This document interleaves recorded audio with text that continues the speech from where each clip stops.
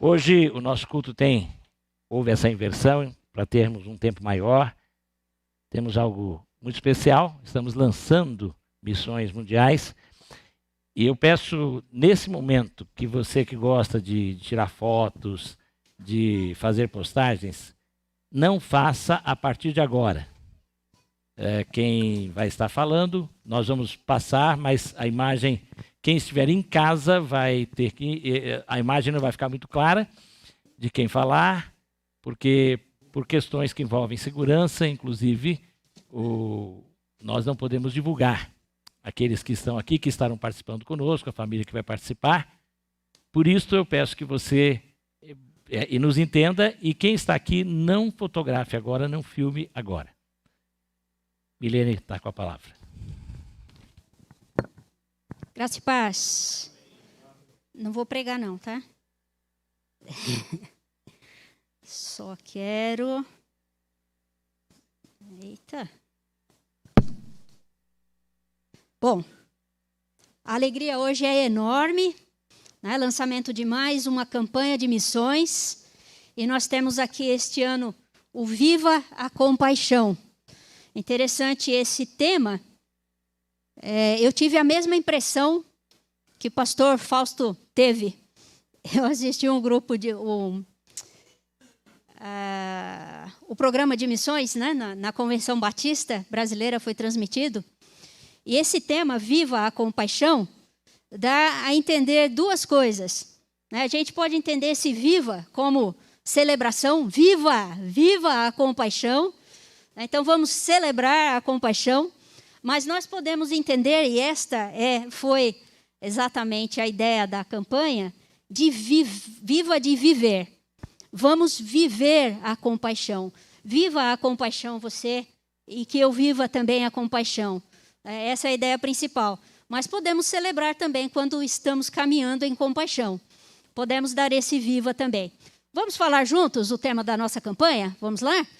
Viva a compaixão. A nossa divisa está aqui, olha, em Gálatas 2:20. Fui crucificado com Cristo, assim já não vivo eu, mas Cristo vive em mim. De novo. Está aí? Crucificado com Cristo, assim já não sou eu quem vive, mas Cristo vive em mim.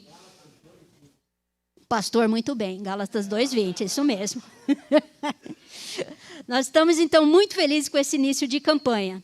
Nós temos visto aí a necessidade, né, de sustento dos nossos missionários nos diversos campos e tudo que tem sido feito através da sua oração, da sua oferta, da minha oração, da minha oferta e de missionários que nós temos nos campos.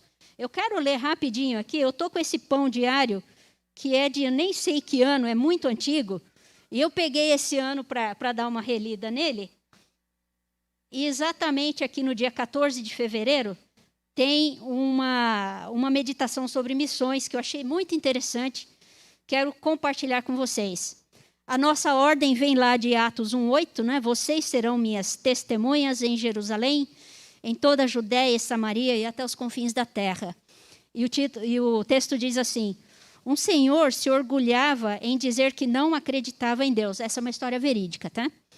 Certa ocasião, ele viajou para as ilhas Fiji, um arquipélago no sul do Oceano Pacífico, para alguns dias de férias.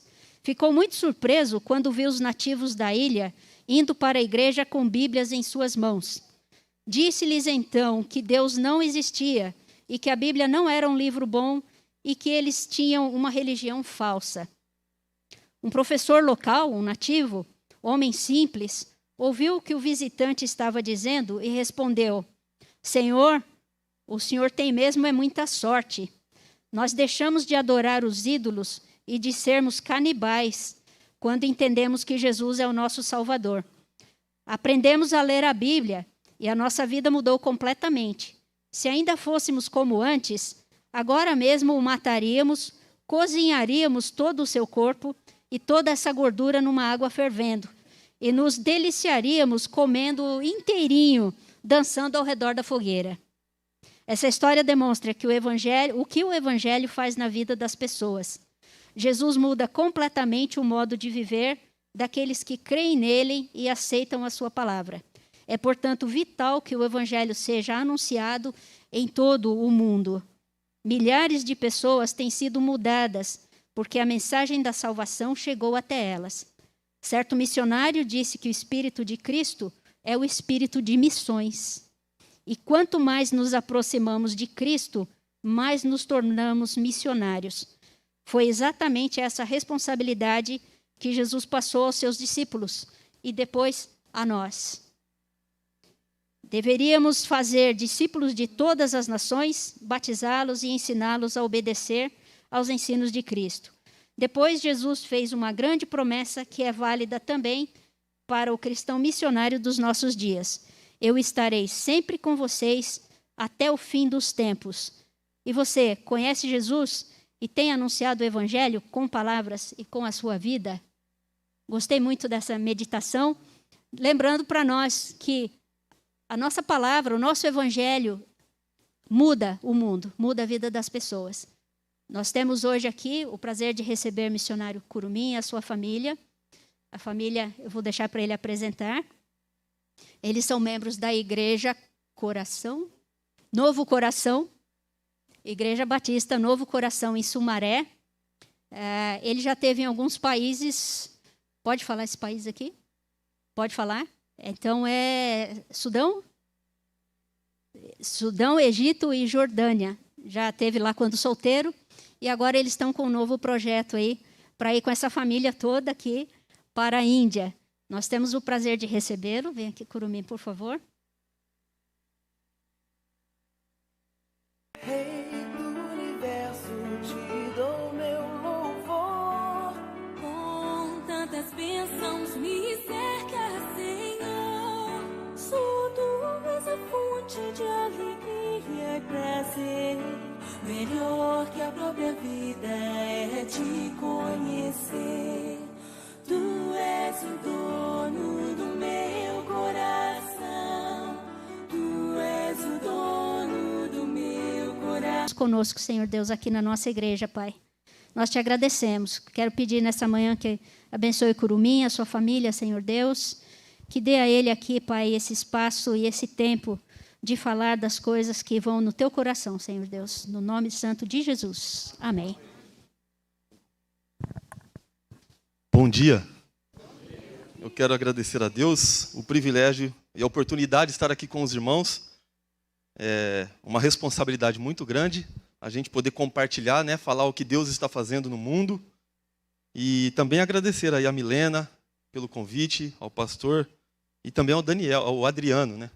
O Adriano, eu já estive aqui na igreja com os irmãos, eu acho que faz uns 4 ou 5 anos, e eu não sei se todos vão se recordar, eu falei da Índia um pouquinho, e a gente vai falar mais um pouquinho hoje, alguns testemunhos, mas também refletir na palavra de Deus. Eu não sei se já está projetando aí para vocês, a nossa família está aqui na frente, mas vai ser projetada ali, a foto ali não está atualizada, mas vocês podem ficar aqui em pé, a mulher mais linda do mundo, a Carol, nós somos casados há 11 anos, 11, né?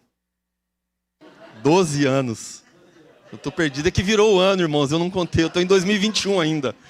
Eu ainda estou em 2021. Hoje eu vou dormir com o cachorro lá no quintal. Somos casados há 12 anos. Fizemos 12 anos agora. E temos aí a nossa família linda. Esse garotão lindo aqui. É que eu estou dizendo o nome, mas eu não posso, tá? Então eu vou usar aqui alguns pseudônimos. O pseudônimo dele é Tito, né? Tem 8 anos. A Zara, ela tem 7 anos. É uma menina linda que vocês estão vendo. Ela vai ser missionária no Afeganistão. Ela vai usar burca. Então a beleza dela não vai atrair a atenção de homem algum. Vai casar com 100 anos. O Salomão está junto comigo ali. Estou brincando, gente. Eu quero que ela se case, seja feliz. Eu quero ter muitos netos. O Tito diz que vai ter 12. Ela 4, e o caçulinha ali, que ainda não tem um pseudônimo, mas pode chamar ele de Benedito. É porque é o nome mesmo, tá? Só que é abreviado, tá? O nome real é abreviado, mas é Benedito. E ele fala que ele vai ter 10. Então eu vou ter muitos netos aí. Mas a Helena daqui uns 400 anos, né? Mas essa é a minha família. Então eu peço para que vocês orem por nós. Nós precisamos muito, muito das suas orações. É muito mais importante do que qualquer outra coisa. Nós não somos super-heróis. Missionário não é super-herói de Jesus, não é um ser especial que Deus chamou. É claro que somos privilegiados, mas todos nós somos chamados, todos nós somos privilegiados, mas pelo fato de irmos, isso não faz de nós melhores do que ninguém. Nós somos homens e mulheres comuns que Deus usa para a honra e glória dele. Amém? Ele quem nos chama, é Ele quem nos capacita, é Ele quem realiza a obra em nós e através de nós. O maior interessado em se fazer conhecido em toda a terra é o próprio Deus. E Ele nos dá essa oportunidade, esse privilégio. Olha que bênção. Ele tem chamado cada um de nós, desde a nossa conversão, e aí no decorrer das nossas vidas, para que a gente seja como Paulo fala lá em Coríntios, de Cristo nós somos cooperadores. Nada além disso. É Ele quem faz. É Ele quem usa a gente, alguns para plantar, é Ele quem usa alguns para regar, é Ele quem usa outros para colher. Mas a glória e o louvor pertencem a Ele somente. Amém? Então nós precisamos das suas orações, porque as suas orações chegam ao trono de Deus, e isso também do outro lado do mundo, onde quer que estejamos, e tem nos abençoado, e isso faz uma grande diferença, porque sem a oração a gente não chega em lugar nenhum, a gente não realiza nada. Deus pode até usar, assim como Ele usou a mula, Ele pode, quando é para a glória dEle, quando Ele tem um propósito específico, Ele usa de qualquer forma, mas é sempre lembrando, e é extremamente importante que a gente esteja sempre em comunhão com o Pai, em oração. E essa aqui é uma igreja missionária. Eu confesso que não é fácil pregar numa igreja como essa. Vocês vão me entender, pela fama que essa igreja tem de uma igreja completamente dentro da visão de Deus. Porque se a gente fala igreja missionária é redundante, né? Igreja é missionária. Mas a gente louva a Deus por esta igreja, pela visão que vem de Deus, que é dada ao pastor e a toda a liderança e a todos os membros. E eu confesso que não é simples, não é fácil pregar numa igreja dessa. Mas a gente vai fazer uma breve reflexão na palavra de Deus. E enquanto eu estiver compartilhando ali algumas imagens e testemunhos, eu queria que vocês estivessem atentos, porque Deus, o que a gente sempre diz é: nós não podemos nos acomodar. Estamos bem, estamos fazendo sim, mas sempre podemos fazer mais, é sempre avançando. Nunca caímos no, está bom assim, então vamos permanecer assim. Não. Deus nos dá a oportunidade, Ele nos incentiva, Ele nos impulsiona a gente ir cada vez mais adiante e fazer cada vez mais. E Deus, Ele quer continuar levantando pessoas daqui dessa igreja. O meu apelo, o desafio que Deus, eu sempre tenho colocado diante de Deus para que Ele me use, para que outras pessoas também queiram ser missionários. É claro que o nosso propósito o que a gente mais gosta de fazer é pregar o evangelho para não crente. E ali a gente ter a oportunidade de sermos ponte para essas pessoas e abençoar e fazer com que elas se acheguem no trono de Deus. Mas quando pregamos para crente, o que eu mais gosto, o que nós mais colocamos diante do trono de Deus Deus usa-nos para que outros também tenham essa mesma motivação, esse mesmo chamado que o Senhor colocou em nosso coração. Porque os desafios são, podemos dizer assim, que infinitos. Nós temos aí 3.000 povos aproximadamente ainda a serem alcançados pelo Evangelho, pela graça de Cristo. E Deus usa cada um de nós. Ele usa a igreja de Cristo. E nós somos esta igreja. Então, estejam atentos aí e que vocês estejam sempre em oração, para que Deus continue levantando trabalhadores para a sua seara. Já foi dito aqui o tema, né? A divisa da campanha, Gálatas 2:20. Esse tema que está aqui nessa camisa é Viva a Compaixão. E a Milena já explanou aqui. Não é o viva de celebrar, o que podemos também celebrar, mas nós temos que viver aqui, é um imperativo, né? Viva, de viver, do verbo, da conjugação, de viver a compaixão. E viver essa compaixão é sempre olhando para o próximo. Mas a gente vai refletir mais adiante na palavra de Deus, não que enquanto eu estiver aqui apresentando as imagens, trazendo os testemunhos, isso também aqui é muito de Bíblia e a gente vai estar sempre refletindo na palavra de Deus. Eu quero aqui abrir um parêntese, dar uma pausa aqui e falar que eu falei com a Milena, eu não sei se foi divulgado, mas a gente tem a ideia, a pretensão de retornar ali, a esse país, ali ao sul da Ásia. E nós temos aí, eu trouxe pão de queijo congelado. Quem aqui gosta de pão de queijo? Quem aqui é mineiro? Ou descendente, filho de mineiro aí? Tem? Eu vou colocar na embalagem, não é papo de vendedor, tá? Eu vou colocar na embalagem ali um selinho aprovado pelos mineiros. Não é papo de... Eu não sou vendedor, eu sou pastor e missionário. Eu estou me tornando um pouquinho de vendedor aí também. É um dom aí que Mas eu tenho os meus clientes, eu tenho muitos clientes mineiros que eles falam, não existe pão de queijo industrializado melhor do que esse. É claro que não é igual aquele que a sua mãe, a sua avó, a mineirinha faz dentro de casa. Mas industrializado não tem igual e eu posso garantir para vocês. Então a gente trouxe ali algumas embalagens de 1 quilo. Eu não tenho mais a maquininha, eu estou sem a maquininha, mas você pode fazer por Pix e você pode ser em dinheiro. E se você falar assim, ó, amanhã, se você não veio preparado, você pode, durante a semana, eu anoto ali, pego o seu contato, e durante a semana você pode fazer ali um Pix, alguma forma de fazer esse pagamento. Eu posso garantir que é bom o pão de queijo. Se não for bom, você pode depois me ligar e eu devolvo o seu dinheiro, tá bom? Mas a ideia principal não é, eu não vim aqui para vender o pão de queijo, eu vim aqui para testemunhar e trazer a palavra de Deus. Mas você pode aí nos abençoar, é uma forma também, eu não vou aqui me estender, mas isso é para a gente abrir uma empresa de congelados também, a gente levanta recursos, a gente pretende abrir uma empresa de congelados ali em Campinas, de onde nós somos. Eu tenho muitas igrejas que eu já vim pregar aqui, e eles ficam pedindo para mim, a PIB de Rude Ramos, a PIB de Mauá, são várias igrejas aqui, que ficam pedindo, mas eu moro longe, né? Então não dá para ficar trazendo. A ideia é abrir inicialmente uma empresa em Campinas, porque isso vai nos fornecer também, propiciar, desburocratizar, para que a gente entre nesses países que são fechados para o Evangelho com a forma de empreendedor, ou de business, de negócio. Assim, a gente tendo um negócio, empreendendo aqui, a gente tem um pouco mais de facilidade para entrar nesses países. Então, a ideia é empreender. Então, parte dos recursos do que você vai adquirir ali, o pão de queijo, aqueles que quiserem, parte é para complemento do nosso sustento e é também para que a gente possa aí empreender. E nós pretendemos, nós fomos para esse país, éramos 4. Éramos só os 2 mais velhos, o caçulinha ainda não existia. E nós fomos ali, quando nós retornamos, a gente ia passar um período curto aqui no Brasil, e aí a minha esposa, ela engravidou, então, do nosso caçula, e aí então nós permanecemos no Brasil, aí depois veio a pandemia, e aí tudo isso aconteceu e a gente não possibilitou o nosso retorno. Mas a gente sabe que isso está nos planos de Deus.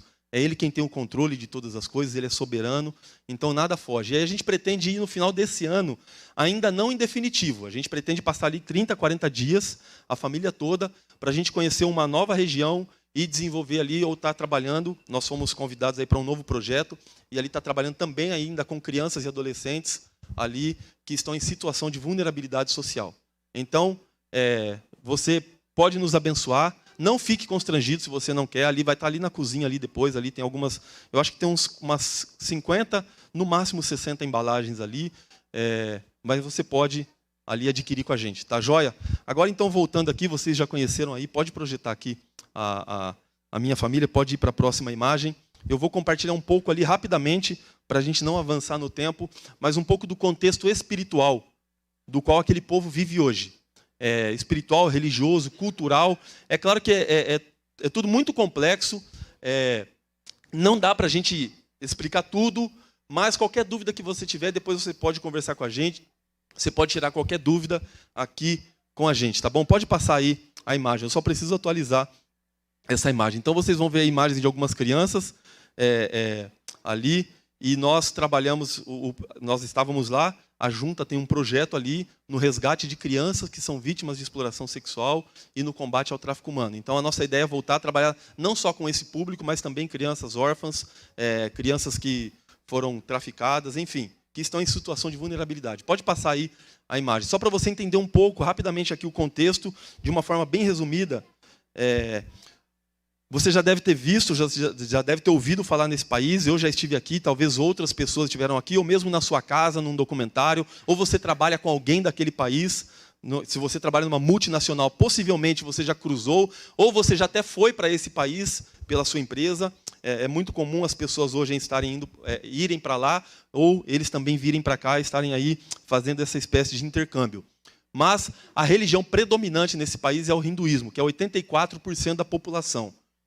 Não vou entrar aqui, como eu disse, especificar em detalhes a religião, mas só o básico para você ter uma ideia. E também isso não é sensacionalismo, é uma realidade em pleno século XXI, e a gente precisa saber o que está acontecendo. E sabendo o que está acontecendo, nós nos tornamos responsáveis também por aquelas vidas, por aquelas pessoas, por aquela nação. Ali, então, como eu disse, 83%, 84% da população é hindu, é a religião predominante ali naquele país. E depois é seguida do islamismo, que é 12 a 13% da população. É um país super populoso, 1,4 bilhão de pessoas, é extremamente populoso, é 7 vezes mais que a população do Brasil, praticamente, e extensão territorial é bem menor que o Brasil. Então, se você está acostumado a ir no Brás, na 25 de março, pegar o trem, o metrô e achar que está lotado, é porque você não foi para lá. Lá é 24 horas daquela forma, de como é aqui, ou muito mais. E é sensacional, é muito bom porque é gente para todo lado, então a gente vê oportunidade ali, a gente vê pessoas e um povo amoroso, um povo carente, um povo sedento em conhecer a Deus. E por que sedento? Aquele país tem hoje oficialmente 35 milhões de deuses. Oficialmente. Mas o povo, conversando com ele, eles acreditam que ali possa ter mais de 1 bilhão de deuses. E eles têm orgulho disso. E por isso que eu falo que isso é uma oportunidade, um privilégio, um povo sedento em conhecer a Deus. Porque tudo que é apresentado para eles, eles acreditam que é um Deus ou se torna um Deus. Até mesmo homens que são gurus, que são guias, líderes espirituais ali, eles alcançam um patamar elevado e se tornam deuses. E são adorados, e são idolatrados pelas pessoas, pelos povos, por aquele povo. E aí então, mas Jesus não é aceito naquela nação. Uma das razões porque Jesus não é aceito é porque Jesus, ele exige exclusividade. Ele é o único e verdadeiro Deus. Ele não compartilha a sua glória com mais ninguém. Só ele é Deus. E ali naquela religião tem deuses de várias espécies para todos os tipos e gostos. Mas o nosso Deus, nós sabemos que ele é o único criador dos céus e da terra. Ele é o único quem planejou todas as coisas, ele é soberano, só ele é soberano, e ele é o único que se entregou e que se fez em forma humana, veio à terra, na forma de Jesus, sofreu, teve todo o seu ministério, sofreu, padeceu, morreu, mas ele ressuscitou ao 3º dia. E ele está vivo e ele está aqui com a gente, amém? Só ele, nenhum outro Deus é capaz ou foi capaz de fazer algo sequer parecido. E ninguém mais pode fazer, porque só ele é Deus. Então, por isso, ele não é aceito. Mas quando a gente vê um povo que acredita que às vezes até um objeto, uma planta, uma árvore, alguns animais, como vocês sabem, a vaca é um Deus, é um povo sedento em conhecer a Deus. É um povo que está buscando a Deus. E por isso precisamos de pessoas que lhes apresentem o verdadeiro Deus. O único e verdadeiro Deus. E Jesus e Deus usa a sua igreja. E a sua igreja envia, a sua igreja mobiliza, a sua igreja ora, a sua igreja sustenta, a sua igreja é coparticipante nessa obra maravilhosa desse Deus. E somos nós, esses cooperadores. E por isso o apelo, o desafio, para que a gente ore cada vez mais, para que a gente envie cada vez mais. E são os nossos filhos, é a geração de hoje, são os nossos netos, eles que irão pregar o Evangelho. Eu não quero aqui entrar na questão escatológica, mas estamos vivendo, assim como os discípulos, desde aqueles tempos com Jesus, eles já achavam que o final dos tempos, Jesus ali depois da sua morte e ressurreição, quando ele reaparece, os discípulos achavam que já era ali, ou que dentro de algumas semanas ou meses, ou poucos anos já aconteceria o retorno, a volta de Jesus, a segunda vinda, a restauração, o restabelecimento de Israel. Mas estamos aí há 2000 anos vivendo aguardando, esperando o retorno, a segunda vinda de Jesus. Mas, como eu disse, ainda são aproximadamente 3.000 povos, e povos são etnias, são grupos étnicos que ainda o Evangelho não chegou. E nós precisamos enviar pessoas para essas etnias, para esses povos, que são aproximadamente 3.000. Então não cabe a mim, ou a qualquer outro pastor, ou missionário, ou padre, ou seja lá quem for, profetizar quando será a vinda. Nós precisamos viver como se fosse, cada dia, como se fosse o último, e pregar o Evangelho. Isso é o mais interessante, isso é o mais importante, isso é o que nós precisamos fazer como igreja de Cristo, e é a nossa responsabilidade. E eu sei que vocês já têm essa consciência, mas precisamos cada vez mais ser lembrados disso. Nós precisamos enviar os povos. Na Índia, ali naquela região, entre os hindus, são 7 missionários para cada 1 milhão de habitantes. Ou seja, imagina que São Paulo, São Caetano, imaginemos, que tenha 1 milhão de habitantes em São Caetano. Não existissem igrejas, ou não existissem igrejas em São Caetano, e fosse uma cidade hindu. Imagina que alguém de outra cidade, de outro país, enviasse 7 missionários para evangelizar o povo de São Caetano. É mais ou menos essa realidade que nós temos hoje. Mas esse número cai drasticamente. quando nós pensamos nos povos árabes muçulmanos. Nós temos 4, a proporção é 4,5, mas vamos arredondar aí para baixo. 4 missionários para cada 1 milhão de muçulmanos. E onde é que estão esses vocacionados? Onde é que estão as pessoas que vão pregar o evangelho para esses povos? Somos nós, são os nossos filhos. E nós precisamos orar por eles, incentivar, são as nossas igrejas. Então, eu já falei um pouco ali dessa questão religiosa. O hindu, eles acreditam na reencarnação. Tem a questão das castas. Eles são divididos ali em classes sociais por castas.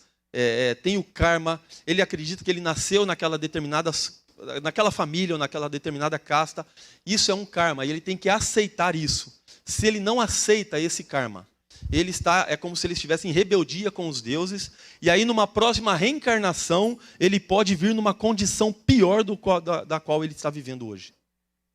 E aí ele vai reencarnando até ele tem que aceitar. E se ele aceita aquele karma, se ele aceitou esse karma, e aí então, quem sabe, não é garantido, mas quem sabe numa próxima reencarnação, e aí ele vem numa condição melhor.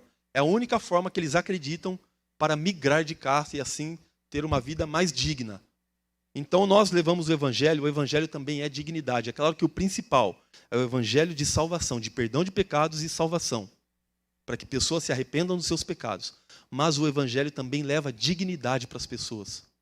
Ele transforma a vida assim como ele transformou as nossas vidas. E o evangelho, ele vai agir em todas as esferas, sejam elas espirituais, emocionais, sociais, econômicas, ele está agindo e ele transforma. Mas o principal é a salvação daquelas pessoas. Aí vocês estão vendo aí algumas imagens que vocês vão ver aí das crianças e algumas atividades que a gente realiza com elas.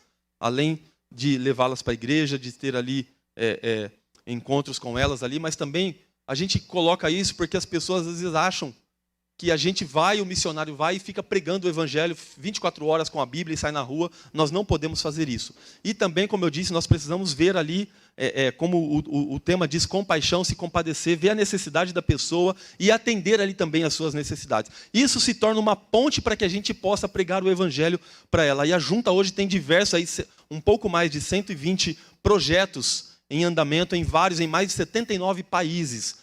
E aí isso é uma forma de abençoar a pessoa, de aproximar da pessoa, e aí também ter a oportunidade de pregar o evangelho para essas pessoas. E aí então, nós temos ali o trabalho com essas crianças, nós desenvolvido um projeto onde nós acolhemos essas crianças, elas são recebidas na casa, são crianças que foram, a maioria, que nasceram num local de exploração, ou algumas que foram traficadas, ou a sua mãe foi traficada, ou foi abandonada pelo marido, por várias questões ali sociais, a questão do marido exigir que a mulher dê um filho homem, e se a mulher não gera um filho homem, não podemos generalizar, mas algumas mulheres são abandonadas pelos maridos porque não geram filhos homens, e por diversas razões aí, culturais e alguns costumes ali daquela região, daquele país. Mas aí então, essas crianças são resgatadas e nós oferecemos o cuidado integral para essas crianças. Quando eu digo nós, são as igrejas batistas do Brasil. É Deus usando a cada um de nós. Então você faz parte disso. Quando você contribui aqui na campanha ou pelo PAN mensalmente, você está investindo em vidas, você está investindo no reino de Deus. Nós não estamos gastando, nós não estamos achando, mais uma vez, não. Isso faz parte daqueles que são filhos de Deus, daqueles que são salvos em Jesus Cristo. E nós podemos aí ter aquele, entre aspas, aquele orgulho santo e falar, nós estamos ali sim, cooperando, estamos no centro da vontade de Deus. E fazemos parte disso. Por isso, quando eu digo nós, nós que estamos lá, mas é a igreja que está aqui também. Porque sem vocês, nós não estaríamos lá. E por aí, e daí em diante. Mas então essas crianças são resgatadas, oferecemos o cuidado integral para elas. Dignidade. Elas têm uma moradia digna, porque de onde elas estavam, onde elas moravam, muitas delas não tinham, a maioria não tinha acesso à escola. Não ia para a escola. Muitas delas sequer era registrada, ou eram registradas. Elas hoje têm uma casa, elas têm hoje acesso à refeição, à alimentação. Elas têm acesso a cuidado à saúde. E isso tudo são as igrejas batistas do Brasil que têm proporcionado Deus usando aí as suas vidas. Elas têm dignidade. E elas também hoje podem sonhar, porque são crianças, são meninas que sequer tinham sonhos. Mas, porque na mente a religião... Volta um pouquinho, deixa aí, pode deixar aí. A religião hindu, é muito comum também, isso está intrinsecamente ligado à cultura. Se um pai é engenheiro, o filho vai estudar para ser engenheiro. Se um pai é motorista de táxi, o filho vai ser motorista de táxi. Ele vai herdar aquilo, ele vai seguir aquilo. Dificilmente ele vai ter uma outra visão ou vai ter um outro estilo, outro tipo de vida. Mas é muito comum assim. E se uma mãe é explorada, a gente está evitando usar alguns termos, mas se uma mãe está na exploração, está sendo ali explorada, a filha também vai ser. Ou seja, elas não sonham, elas não têm perspectivas de vida. Elas não sonham um dia sair daquele lugar. E então elas são resgatadas e é oferecido esse cuidado integral. E a gente tem que trabalhar também a autoestima dessas crianças. Porque são crianças que não têm planos, que não têm sonhos. E se acham inferiores. E ninguém é superior a ninguém. Mas elas acham que elas não são dignas. E a gente tem que trabalhar isso. A gente trabalha com elas que vocês são amadas, vocês são princesas de Jesus. Essa é uma forma, esse tratamento também da autoestima, esse trabalho que é desenvolvido. E aí, então, ali a gente oferece ali para elas, basicamente, ali uma festinha de aniversário por mês. Para aquelas que fizeram aniversário naquele mês. E aí, então, vocês estão vendo ali 4 daquelas crianças ali, que é a Pai, ou a Baby, a Nisha, e a menorzinha ali, a Angel, que não era do projeto, mas era filha, ela é filha de uma a sua mãe, que hoje cuida ali, que coordena aquele projeto. Mas pode passar a imagem. Essa garotinha linda aqui que vocês estão vendo, que estava na foto anterior, numa das festas que teve ali, ela pediu a palavra. A gente faz sempre, ou lê um texto bíblico e faz uma oração, e depois é festa. Tanto no Dia das Crianças, como em aniversário do mês, a gente está ali celebrando com elas, a gente leva elas para um parque, a gente vai fazer piquenique com elas, porque elas não tinham acesso a nada disso, a lazer, não tinham nada. Mas uma vez a Nisha, ela pediu a palavra e ela disse assim: eu quero agradecer a Deus pela vida de vocês brasileiros. E essa gratidão se estende a cada um de nós. E a Nisha, ela disse assim: eu quero fazer um pedido de oração. E o meu pedido é que um dia eu possa fazer uma faculdade. E eu quero trabalhar aqui na casa. Olha o que a Nisha está dizendo. É que a gente não consegue...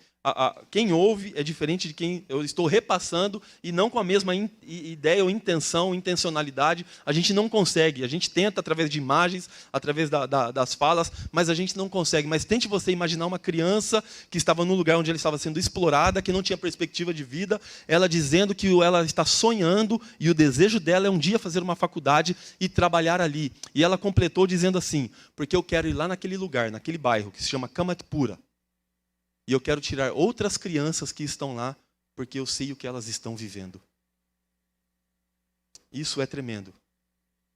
Isso é maravilhoso, porque a gente vê que vale a pena. E eu confesso, irmãos, porque quando a gente fala que vocês precisam orar por nós, nós somos humanos. E muitas vezes nós pensamos em desistir.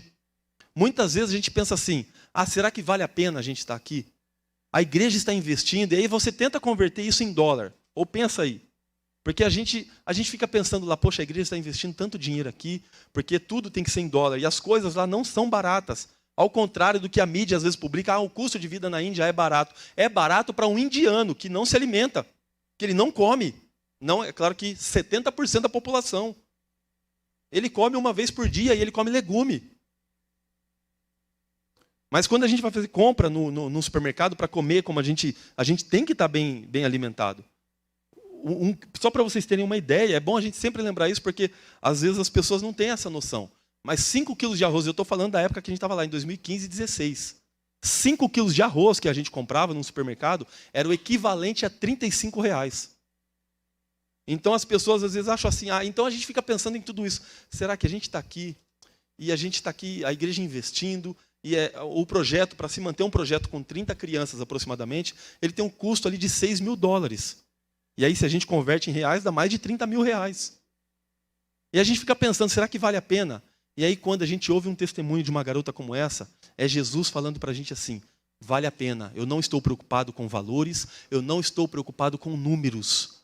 Estou preocupado, se é que Jesus se preocupa, mas uma expressão humana que é: eu quero vidas, e vidas consagradas no meu altar. E é isso que nos impulsiona, que nos incentiva a continuar. É claro que eu queria chegar aqui e falar para vocês, irmãos, 1,4 bilhão, já evangelizamos não sei quantas mil ou milhões de pessoas e muitas se renderam, mas não é simples. Não é simples. É um trabalho árduo, mas é Ele quem nos chama, é Ele quem nos capacita. E por isso Ele está desafiando a igreja, Ele está desafiando cada um de nós, e Ele está nos levando, e cada dia a gente precisa das suas orações e da motivação do Espírito Santo para que a gente continue firme. E são testemunhos lindos, assim como esse, que nos impulsiona, que nos incentiva a continuar nessa obra maravilhosa. Então, por isso, continue orando. Um dia você pode ter certeza que você vai estar lá no céu, louvando e exaltando esse Deus maravilhoso. E a Nisha pode estar do seu lado. Nós não sabemos como vai ser, se o corpo vai ser corpo de adulto, de criança, não, isso não importa. O que importa é que nós estaremos face a face, diante desse Deus. E a gente viu um vídeo aqui, abrindo outro parênteses aqui, o que está acontecendo aqui, tão perto de nós também. E quantas coisas acontecem aqui em São Caetano, em São Paulo. E quantas vidas, e o tema da campanha é Viva a Compaixão. É a gente olhar como Jesus, a gente vê os textos bíblicos ali nos evangelhos, Jesus se compadecendo das pessoas. Jesus se compadecia, o dicionário fala que a gente, compaixão, é a gente olhar para o estado emocional das pessoas e se compadecer. Mas ele vai além. A compaixão é a gente se compadecer da situação emocional, é se compadecer da situação espiritual, é se compadecer da situação social, econômica das pessoas e falar, Jesus, eu posso fazer a diferença, e eu quero fazer a diferença, e eu vou fazer a diferença. Usa-me, porque humanamente, se a gente quiser por nós mesmos, pelas nossas forças, nós não chegaremos e não vamos conseguir fazer nada, a não ser que Deus tenha um propósito, Ele acaba usando às vezes, mesmo que a gente às vezes faça. Mas não é essa a ideia. Mas ainda que a gente faça pelas nossas próprias forças, porque nós achamos que podemos, se Ele tem um propósito ali determinado naquele momento, Ele pode usar. Mas o ideal é que a gente busque essa compaixão em Deus e olhar para as pessoas como Jesus olhava. A gente vê isso em Marcos capítulo 6, Mateus capítulo 9. Quantas vezes Deus olhava para as multidões e se compadecia das multidões. É tomar essa compaixão, é a gente olhar para o próximo, para aquele perdido, aqui atravessando a rua, é olhar para o que está do outro lado da mesa, sabe, lá no trabalho, no escritório, na empresa onde você está, é a gente olhar lá na faculdade, no colégio, é a gente olhar para o próximo e se compadecer, é a gente olhar para o outro lado da rua, para o nosso vizinho, que às vezes não cumprimenta e que às vezes no final de semana está lá com um som alto, aquela festa, aquele funk pancadão, e a gente falar, Jesus, eu sei que não é fácil, e nós somos humanos, a tendência é que a gente queira, às vezes, até amaldiçoar, mas não. A ideia é que a gente abençoe, é que a gente se compadeça. Olha a situação, eles não conhecem a Cristo. Aqueles que estão ali na Cracolândia, eles não conhecem a Jesus. E nós precisamos nos compadecer. E algo precisa ser feito e Deus pode usar as nossas vidas. Pode passar, deixa aqui. Eu compartilhei da outra vez sobre a oficina de artesanato, mas volta uma imagem. Deixa isso aí para o final. Essas duas irmãs, Manisha e Dipa. Manisha e Dipa. Numa das vezes também, a gente conversando ali com as crianças, e a Manisha, que é a mais velha, ela disse assim, todas as vezes que tem festa aqui, eu me lembro do meu pai. O meu pai, então ali a gente já fica esperto, porque a gente sabe que todas elas sofreram, foram abusadas, algumas já exploradas, iniciadas, foram leiloadas, porque com 8, 9 anos de idade elas já vão para exploração, elas vão ser leiloadas. E aí então a Manisha, ela disse assim, eu me lembro. Então a gente vai conhecendo a história, conforme a gente vai convivendo com elas, demonstrando esse amor de Jesus, e elas vão se abrindo, vão ganhando a confiança, elas vão se abrindo com a gente. E a Manisha, ela disse assim, o meu pai fazia festinha de aniversário para mim e para minha irmã, mas o meu pai morreu. Resumindo, tá, a história. O meu pai morreu. E aí nós morávamos com a família do meu pai. É muito comum uma moça indiana se casar com um rapaz e ir morar com os sogros, porque é a nora. É cultural isso, tá? Mas não, a gente não pode generalizar. Mas é muito comum. Então é a nora quem vai cuidar do sogro e da sogra na velhice deles. E aí então, o seu pai morreu. E ele não teve filho homem. E a família então olhou, falou, 3 mulheres, uma mulher viúva já não tem valor, por diversas questões. Se você tiver a oportunidade um dia de ler um livro sobre William Carey, ele foi missionário, um dos pioneiros na Índia, um britânico. Ele foi missionário pioneiro. Tem um livro dele que fala A Vida e Obra de William Carey. É tremendo o que o William Carey fez, um homem comum como eu e como você, como que Deus usou a vida dele ali na Índia. E como ele pode usar as nossas, porque aqueles homens, tanto da Bíblia, os personagens bíblicos, quanto esses da história do cristianismo, não são melhores. E Deus continua usando homens e mulheres para fazer aí, escrever a sua história. Mas o William Carey, para você entender um pouquinho essa questão de que mulher não tem valor, um pouco mais de 200 anos atrás, as mulheres, quando elas ficavam viúvas, elas eram queimadas vivas com o marido. Você pode pesquisar isso, você vai encontrar. Elas eram queimadas, porque a vida já não fazia mais sentido para ela. O William Carey, um missionário, ele foi para lá como missionário. E ele pregou o evangelho, ele conseguiu ali entrar no meio político ali de alguma forma, e ele conseguiu fazer com que isso fosse crime. E na Índia hoje as mulheres não são mais queimadas por causa da história de um homem de Deus que deixou ali, saiu da sua zona de conforto e foi pregar o evangelho na Índia. As mulheres não são mais queimadas. Mas as mulheres conseguem ainda não têm acesso, elas não têm, não todas, tá? A gente sempre lembrando aqui que a gente não pode generalizar, mas as mulheres, elas sofrem muito, principalmente quando se tornam viúvas. Elas não têm valor na sociedade. E aí, então, elas foram expulsas de casa. Por quê? Uma outra questão é que ainda existe a cultura do dote na Índia. É a família da noiva que paga para a família do noivo para ela se casar. Então a família olhou para 3 mulheres, 2 meninas que iam crescer, ia dar prejuízo, elas foram expulsas de casa. Aí a mãe da Manish Dadip, o que ela fez? Por falta de opção, ou por uma questão de sobrevivência, ela foi para aquele lugar onde ela seria explorada. Até quando ela, na sua velhice, ou quando ela ficasse muito doente, já não servisse mais para aqueles homens, para aqueles cafetões. E aí ela ainda foi com 2 filhas, em troca de um abrigo, de um prato de comida, de uma roupa, para ser explorada. E aí, para um cafetão, isso é lucro. Ele olha para uma mulher com 2 filhas. Ele aceita, e elas se tornam propriedades daquele homem. Elas nunca mais vão sair dali. E aí, então foi aí que também surgiu a ideia nossa do que de empreender aqui, porque isso vai possibilitar a gente ter, é menos burocrático conseguir o visto. Não estou dizendo que é simples, que é fácil, mas é menos burocrático. A gente não entra nesses países como missionários. E também a gente empreender lá, porque a gente viu um homem, um empresário, eu nem sei se ele é cristão, mas foi um documentário, um artigo falando sobre um homem que ele continua fazendo isso em toda a Índia. Ele abre diversas cafeterias e ele emprega mulheres. A Índia é um leque de oportunidades, gente. Tem vários tipos de pessoas, em vários tipos de situações de vulnerabilidade para você trabalhar. E o principal é que não conhecem a Cristo. Ele só emprega mulheres que sofrem violência doméstica, que são queimadas com ácido. Só esse. Porque essas mulheres não vão conseguir emprego em lugar algum. E aí, então esse homem ele abre cafeterias em vários pontos e ele emprega essas mulheres. Então uma das nossas ideias é o quê? É empreender ali. Não levar o pão de queijo daqui porque não compensa, é tudo muito caro. Mas ali, de alguma forma, minha esposa no ramo de moda, de roupas, e de costura com as mulheres, a gente empreender, porque se a gente tira uma menina, a gente ali hoje, o projeto não tem o que fazer pela mãe. Mas se a gente empreender, a gente pode tirar a mãe daquela situação e oferecer um emprego digno para ela. E sabe o que vai acontecer?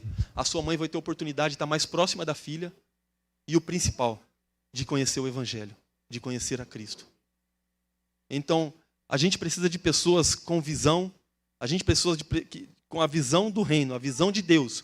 Porque Deus ele está chamando homens e mulheres, Ele está chamando empresários, Ele está chamando psicólogos, Ele está chamando engenheiros, Ele está chamando pedagogas, Ele está chamando eletricistas, pedreiros, porque nós precisamos chegar nesses lugares com a profissão, com a vocação que Deus nos deu. Porque nós não entramos como pastores e como missionários nesses lugares. E Deus incentive sim o seu filho, os seus jovens aqui, os adolescentes, a estudarem, a se formarem, mas na vocação que Deus chamou. Mas também para que eles possam estar atentos à voz de Deus. E quem sabe, a gente tem hoje médico, a gente tem médico na África, a gente tem profissionais de educação física trabalhando com esporte, tem professoras, tem psicólogas, tem gente em várias áreas, tem homens, a gente já teve caravanas que foram pedreiros para vários países na África para construir igrejas e escolas, para abençoar, eletricista, enfim. Deus quer usar você com os dons e talentos que Ele deu. E é esse desafio que nós temos, cada vez mais, para levar o Evangelho. E eu faço um apelo especial aqui para pedagogas e psicólogas. essas crianças, elas precisam de um acompanhamento psicológico. E eu falo no gênero feminino porque ou vai a família, o casal com filhos, ou só o casal. Homem solteiro não pode ter acesso a essas mulheres. Porque a figura masculina é o opressor. O homem, todas sofreram e sofrem. Então elas têm medo, elas não podem, a não ser que é uma família, e com o tempo a gente vai ganhando a confiança delas e elas começam a se relacionar. Quando eu cheguei, era com a minha esposa e eu fico distante. Depois elas vão se aproximando. Depois elas vão vendo como a gente trata, como eu trato a minha família e que eu não sou aquele opressor que vai abusar. E aí então elas vão tendo, a gente vai... Mas por que a gente fala também psicóloga e pedagoga? Para elas terem um acompanhamento psicológico, porque elas têm traumas. É claro que a Bíblia de Deus, a gente encontra todas as respostas, mas ele é um profissional que vai estar ali, crente, e vai estar ali conciliando a sua vocação com a palavra de Deus e apoiando e ajudando aquelas crianças. E pedagoga, porque essas crianças, elas vão para a escola e no contraturno, elas precisam do reforço escolar. Muitas delas não estudavam, a maioria não estudava. E elas precisam ir para a escola e depois no contraturno receber o reforço escolar. E a gente então não precisa mais terceirizar se a gente tem pedagogas. Você pode ser casada, mas você pode ir com seu marido também. Enfim, são mais de 30 milhões de crianças na Índia em situação de vulnerabilidade, que precisam ser alcançadas, que precisam ouvir do Evangelho. Estou falando de crianças em situação de vulnerabilidade. Mas é um país com mais de 1 bilhão de pessoas que nunca ouviu falar de Jesus. E a gente leu aqui Gálatas 2:20 e eu queria mais uma vez ler com você esse texto. Gálatas 2, versículo 20. Eu vou me atentar somente a uma palavra aqui, rapidamente, para a gente encerrar. Logo, já não sou eu quem vive, mas Cristo vive em mim. E esse viver que agora tenho na carne, vivo pela fé no Filho de Deus, que me amou e a si mesmo se entregou por mim. A gente pode conciliar a palavra compaixão com essa entrega de Jesus, que Paulo está dizendo aqui, relatando, que Jesus fez por ele, e ele fez por todos nós. Essa entrega, essa compaixão, Jesus olhando para a nossa realidade, para a nossa situação, Deus ali, ele sabendo de tudo o que estava acontecendo, ele viu que a única forma de nos achegar a ele, de fazer com que nós nos achegássemos a ele, foi se compadecendo e ele se entregando por nós. E aí Paulo, no final da carta aos Gálatas, em 6,17, ele diz que é impossível viver a compaixão. Na verdade sem mais que ninguém me perturbe, pois trago em meu corpo as marcas de Jesus. E quando Paulo fala das marcas de Jesus, será que nós temos essas mesmas marcas de Jesus? Quando também Paulo, em outro tempo, em outro momento, ele fala do espinho na carne, o espinho às vezes vem na nossa mente, logo é uma pessoa que nos perturba, que nos incomoda, um pecado que a gente tem, e a gente faz essa analogia com um espinho, de uma roseira. Mas espinho aqui, no contexto, no original, ele está dizendo, era como naquele tempo, quando homens sofriam, eram martirizados, alguns eram... por seus crimes eram condenados, era uma estaca, irmãos. Uma estaca. E aqueles homens eram colocados sentados nessa estaca. É referente a esse espinho. Agora você imagina o que Paulo está querendo dizer ali do espinho na carne. Das suas marcas que ele traz na sua vida, as marcas de Jesus. Às vezes a gente... menospreza esse espinho. A gente acha que qualquer coisinha, uma coisa tão simples, alguém que pega no nosso pé e a gente fala, é meu espinho. Eu já brinquei, a gente às vezes fala isso. Quando eu estava na África, eu tinha 2 jovens comigo, 2 moças, e eu falava, vocês são a minha cruz, né? O meu espinho na carne. Sem ter noção alguma do que é a cruz, do que é o sofrimento na cruz, do que é realmente esse espinho, que é doloroso. Não é simplesmente alguém ali nos incomodando, um pecado que a gente tem. Mas era uma estaca, que tem um outro nome, mas que as pessoas, os homens, eram condenados e ali eles eram colocados sentados. É que a gente não pode entrar em detalhes e nem tem necessidade da gente entrar em detalhes. É impossível a gente viver a compaixão de Cristo em nossas vidas, se a gente não experimentar verdadeiramente desse Cristo. Se a gente não olhar para as pessoas e a gente não se compadecer verdadeiramente dessas pessoas. Como eu disse, compaixão no dicionário significa que a gente precisa compreender o estado emocional das pessoas. Isso é no dicionário. Mas diante da situação e dos momentos e o que Cristo pregava e o que ele vivia, é a gente compreender o estado emocional, espiritual, social e tudo que for necessário. Pessoas que estão morrendo sem Jesus. Nós precisamos cada vez mais nos compadecer disso. E quando nós vivemos essa compaixão de Cristo, nós podemos ver os milagres de Deus acontecendo. O milagre começa primeiramente em nós. E aí depois, então esse milagre é visto na vida das outras pessoas. É muito comum a gente, já deve ter ouvido uma frase que, e eu utilizei muito ela, continuo utilizando, mas a gente precisa ter compreensão total dessa frase. Pregue o evangelho. Alguns atribuem essa frase a Francisco de Assis. Alguns a outros santos, ou padres, ou teólogos, ou missionários, ou pastores. Mas pregue o evangelho. Se necessário, use palavras. Nesses países, a gente não pode sair falando e pregando o evangelho abertamente. É claro que a gente olha para a vida de Paulo, a vida de Jesus. Jesus ia de aldeia em aldeia, de cidade em cidade, ele pregava o evangelho, ele avistava as multidões, pregava. Paulo, ele ia nas sinagogas e pregava o evangelho. Mas é um outro contexto, é um outro tempo. Se eu saio daqui hoje e vou para um país como esse, entro nos templos, ou vou para um país muçulmano e entro numa mesquita e vou pregar o evangelho, logo eu serei preso e serei deportado e mandado de volta para o Brasil. Mas Paulo fazia aquilo. Eu não posso fazer isso, até porque isso a gente precisa ser prudente e tem outros missionários trabalhando ali. Então a gente precisa viver o evangelho. Primeiramente é viver o evangelho. Porém a fé não vem somente pelo que a gente vive. As pessoas precisam, lá em Romanos capítulo 10, versículo 17, a fé vem pelo ouvir, e o ouvir a palavra de Deus. Então pregue o evangelho, se necessário use palavras. Mas a gente fala isso por quê? Porque muitas vezes nós também queremos pregar o evangelho, mas as nossas palavras não condizem com o que a gente vive. Então precisa haver uma conexão. O que a gente prega precisa ser condizente com o que a gente vive. E aí a gente precisa olhar para as pessoas e se compadecer das pessoas. E ter essa compaixão. A gente precisa olhar nos olhos. A gente precisa ouvir as pessoas. A gente precisa ouvir um testemunho como esse, ouvir um pouco mais de uma nação como essa e se compadecer daquele povo. E muitas vezes, eu não sou contra, canto, são melodias lindas e letras lindas e muitas delas profundas. Maranata, vem Jesus. E a gente olha para o contexto que nós estamos vivendo hoje e a gente às vezes pede, Jesus volta. Parece que o ser humano não tem mais jeito. E a gente pede para que ele volte. E a gente canta Maranata. Mas por que nós cantamos isso muitas vezes? Porque nós já conhecemos esse Deus. Nós já fomos alcançados pela graça de Jesus. Mas ainda existem bilhões de pessoas. E por que eu falo bilhões de pessoas? Porque no mundo existem aproximadamente 8 bilhões de pessoas. E na Ásia, só na Ásia, se eu agregar aí o norte da África, que são países muçulmanos,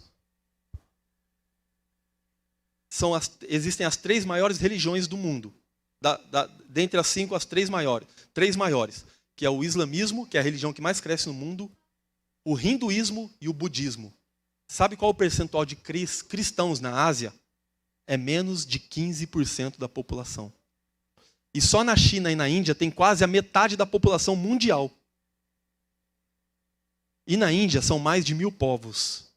Na China também são centenas de milhares de etnias que precisam ser alcançadas, de povos que precisam ser alcançados.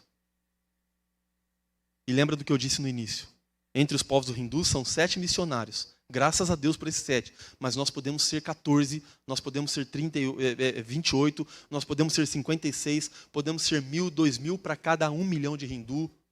Nós podemos ser 1000, 2000, 5000 para cada 1 milhão de muçulmano. Quando a igreja cada vez mais enviar as pessoas. Nós precisamos, assim como Cristo, nos compadecer. Ter o olhar de Cristo. Cristo se compadecia. Ele olhava, ele avistava, ele se compadecia. E nós somos chamados a nos compadecer das multidões. E isso vai fazer total diferença na vida das pessoas, começando em nós.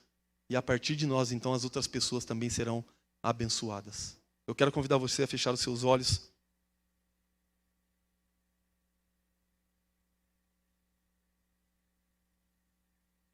E eu queria convidar você a fazer uma oração, e talvez você já deve ter feito essa oração, já deve ter ouvido, não sei se você já ouviu falar na oração mais perigosa do mundo. Como Jesus disse lá em Mateus, no capítulo 9, versículos finais ali, 37 ao 40. Ele com os seus discípulos, ele ia de cidade em cidade, de aldeia em aldeia. Ele olhava para as multidões e ele se compadecia, ele alimentava aquele povo, ele pregava o evangelho de salvação. Ele se compadecia. E ele disse ali no finalzinho para os seus discípulos: rogai, pois, ao Senhor da seara, para que ele levante trabalhadores para a sua seara. A Índia é um país pronto para ser ceifado. Pronto para a ceifa. Assim como toda a Ásia, os países árabes, os países ao norte da África, que são muçulmanos, são pessoas que estão buscando a Deus. Mas precisamos cada vez mais de pessoas para lhes apresentar esse Deus, esse Jesus que perdoa e que salva. Então eu queria convidar você a fazer uma oração específica, rogando ao Senhor da seara para que ele levante trabalhadores para a seara. Na verdade, eu quero convidar o pastor Neto a fazer essa oração específica para que Deus levante trabalhadores. E quando a gente fala que a oração pode ser a oração mais perigosa da sua vida, é porque Jesus pode chamar você para obedecer esse chamado. Deus abençoe.